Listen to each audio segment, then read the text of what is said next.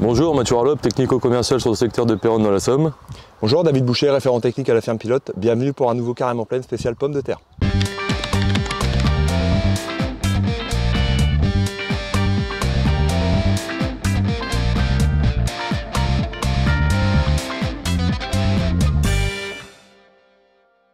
On va commencer par un petit point météo quand même parce qu'il y a eu du changement depuis la dernière fois. On est passé dans un temps anticyclonique, très sec, très séchant, avec un vent de nord-est et du soleil tous les jours. Alors il y a plusieurs avantages à ça, hein. Le premier, c'est que le vent de nord-est, c'est le meilleur fongicide. C'est-à-dire que globalement, pour l'instant, niveau maladie, c'est bloqué partout. Attention, c'est bloqué, mais il reste de l'inoculum, donc on va surveiller le retour des orages. Le gros point positif, c'est quand même pour les cultures d'automne, on a des conditions au top pour finir la floraison des céréales, pour le début du remplissage. Pas de risque fusarieuse, donc globalement tout va bien de ce côté-là. Ils ont de l'eau au pied, ils ont fait des racines, donc tout est bien. Par contre, ce temps séchant qu'on a actuellement, ça veut dire quand même une prise en masse des sols qui sont passés d'un état très humide à un état très sec et très desséché. On le voit là en dessous de moi, hein, 100 kg, la butte le tient sans problème. Ça veut dire que les racines des cultures de printemps vont avoir un petit peu de mal à se développer. Il va falloir les aider de quelque manière qu'on puisse. Parallèlement à ça, malheureusement, les nappes se sont pas rechargées. Les restrictions d'irrigation risquent d'arriver beaucoup plus vite que d'habitude. Ça veut dire qu'à partir de maintenant, chaque millimètre d'eau compte. Alors, bien entendu, les solutions qu'on va vous donner, ça ne vaudra jamais un tour d'eau, ça ne vaudra pas un orage. Et encore, les orages, ce n'est pas forcément à souhaiter. Mais il va falloir économiser l'eau. Comment on peut l'économiser? De deux manières. Soit on augmente l'efficience des racines, soit on augmente le stockage dans la plante. Pour l'efficience des racines, il y a par exemple du phosphore, qu'on va trouver dans du NutriPK par exemple, ou on peut trouver aussi travailler avec des actions hormonales qu'on trouverait dans des produits comme Excelgro ou Stinovo. Et puis pour le stockage de l'eau, enrichir la plante en glycine bétaïne qui lui permet d'augmenter la pression osmotique des cellules, tout bêtement de stocker beaucoup plus d'eau dans chacune de ces cellules, avec par exemple un produit qui s'appelle Intracell. Donc on se retrouve actuellement sur une parcelle de pommes de terre à Cartigny, à l'est du département de la Somme, type de terre limon argileux, sur une variété amandine, donc en chair ferme. La plantation a été réalisée à 50 000 pieds hectares, qui a été plantée le 1er mai, donc des conditions relativement encore humides. Nous étions sur un non-labour, donc la préparation était la suivante, un passage de décompacteur, ensuite revenu avec une rotative, et puis fraise planteuse. Nous sommes revenus 15 jours après, donc au 15 mai, avec un programme de désherbage de type alconifène, clomazone, métribuzine, prosulfocarbe.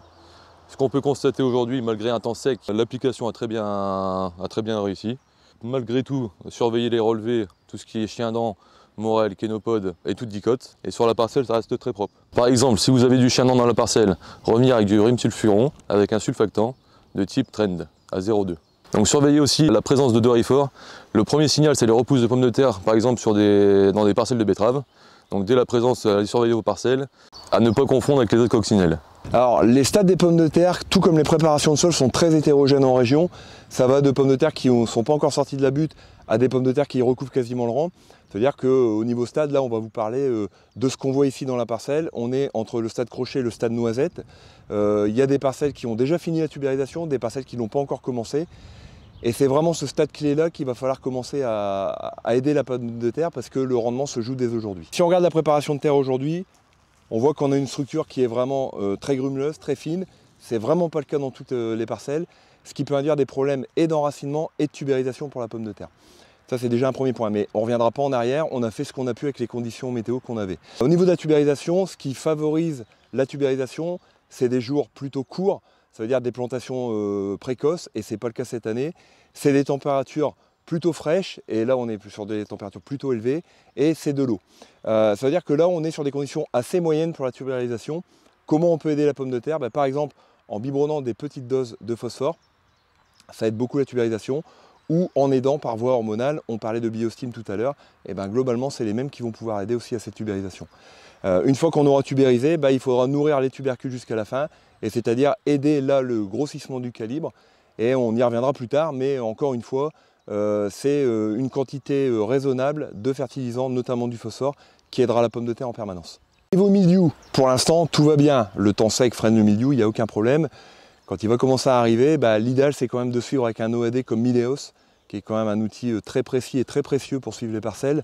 En cas d'absence d'OAD, il va falloir surveiller les conditions météo, y aller suffisamment tôt parce que c'est vraiment pas une maladie qu'on gère en curatif. Quel que soit votre programme, vos matières actives, vos produits, il est plus que capital d'alterner les modes d'action sur un programme mildiou. Pourquoi aujourd'hui en France on a des gros problèmes de résistance au fluazinam, des souches qui sont développées un peu partout, et il y a une résistance mandipropamide qui arrive aussi sur l'Europe du Nord. Si on conjugue ça avec les retraits de substances qu'on a eu ou qu'on aura dans le futur, il est vraiment important qu'on se garde nos solutions. Comment on fait? C'est très simple, on évite d'arriver en pompier sur des parcelles où il y a déjà du milieu installé et où on va devoir accentuer la pression de sélection. On alterne les matières actives et puis on ne casse pas les doses. Pourquoi? Parce que c'est comme ça qu'on crée aussi des résistances. C'est-à-dire que soit il y a besoin de traiter et on intervient avec un fongicide, soit il n'y a pas besoin et on fait rien ou on fait un biostime ou un biocontrôle, mais on ne vient pas à mi-dose sur des parcelles. Alors, si vous souhaitez avoir plus de compléments sur la pomme de terre, mais sur toutes les cultures en général, nous vous attendons le 22 juin à Gouy-sous-Bellone pour une belle journée de visite d'essai. Merci Mathieu pour ce tour de plaine. Merci à toi David, et nous espérons avoir répondu à toutes vos questions. À bientôt pour un nouveau Carrément Plaine.